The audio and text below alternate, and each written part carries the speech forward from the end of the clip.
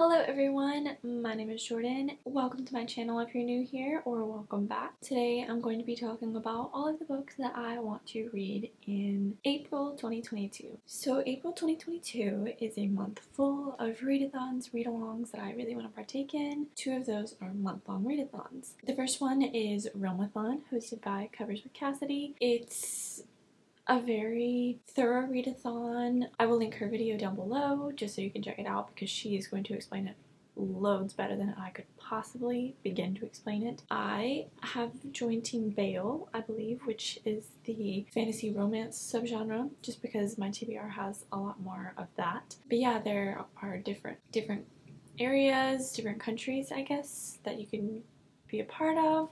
The reading prompts are based on gaining points for your team or subtracting points from another team, but like I mentioned, she will be able to explain that way better than I can, so go check her video out on that.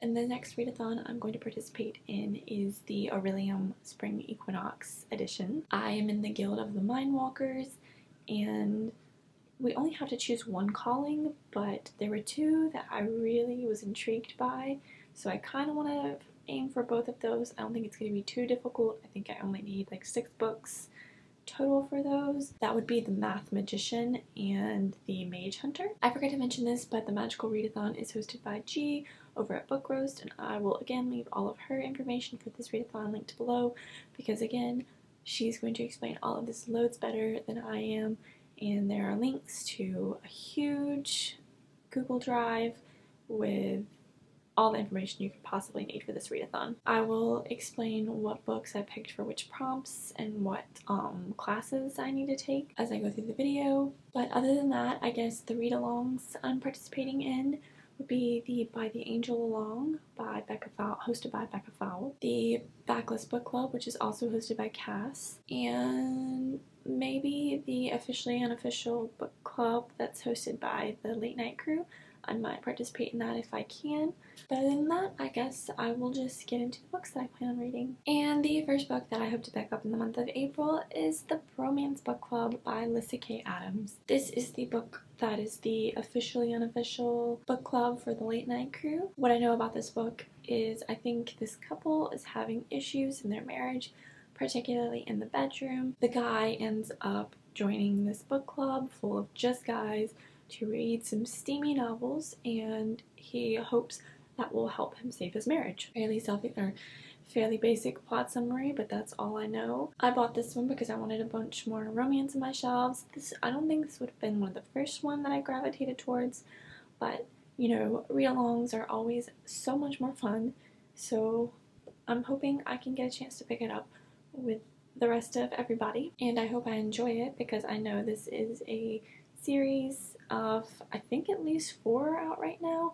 I think they follow a different man in the book club, and that just sounds enjoyable to me, so I hope I like this one. And for the Magical Readathon, this is going to count for the Alchemy class, which is a book featuring romance. As for the Realmathon, I'm not going to assign prompts yet because you can use each book up to 5, either adding or subtracting prompts. There's like 40 prompts, so I didn't want to set a book for each prompt yet until I read it, because there might be something in each novel that I didn't know was there before I read it. But I will let you know what I use this for Realmathon, either in a vlog or in a wrap-up. The next book I hope to get to in April is Dark Dawn by J. Kristoff.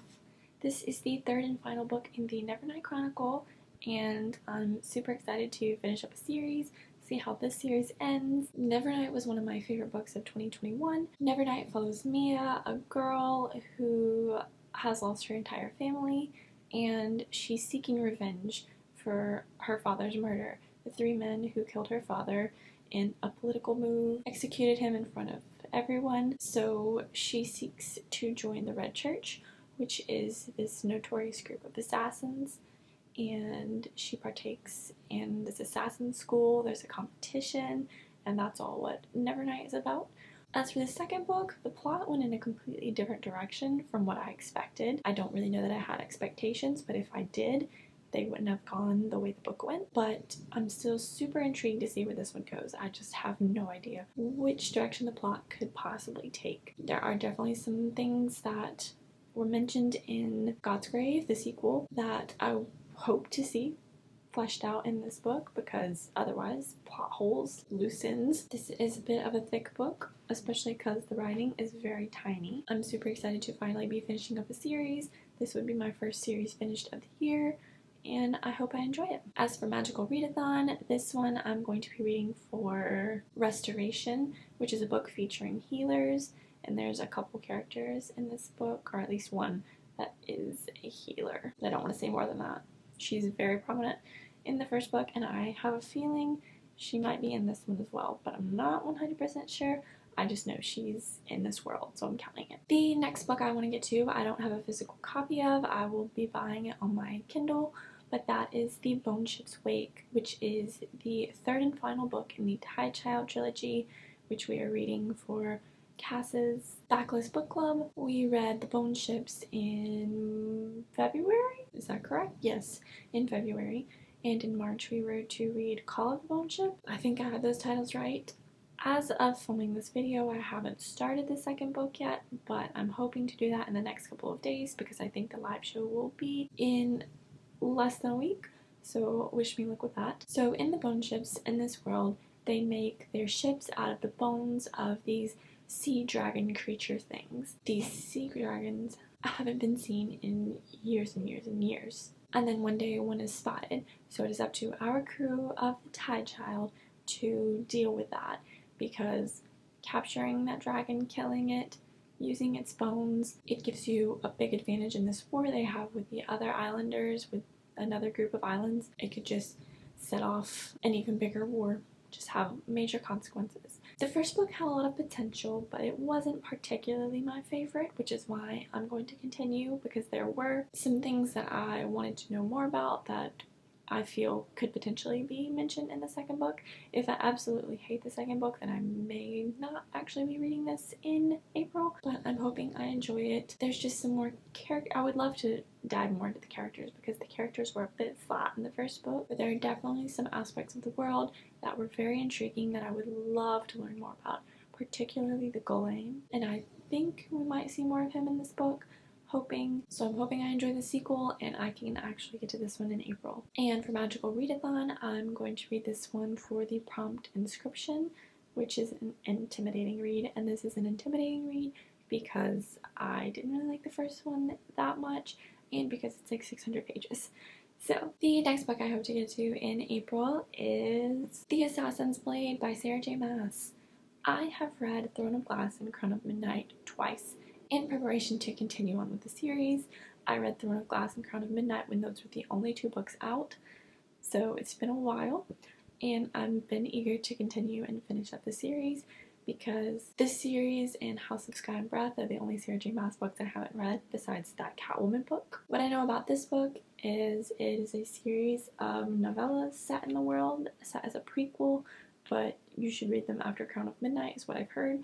So that's what I'm doing. If you somehow don't know what Throne of Glass is about, it follows Selena Sardathian, who is this notorious assassin in Adarlan, or the whole country. She is a slave in this mine after being captured, but then one day the crown prince of Adarlan, Dorian, retrieves her from her slavery from this mine and takes her to the capital, where he chooses her as his champion in this competition to become the king's champion, or the king's assassin. And while she is there, there's more and more.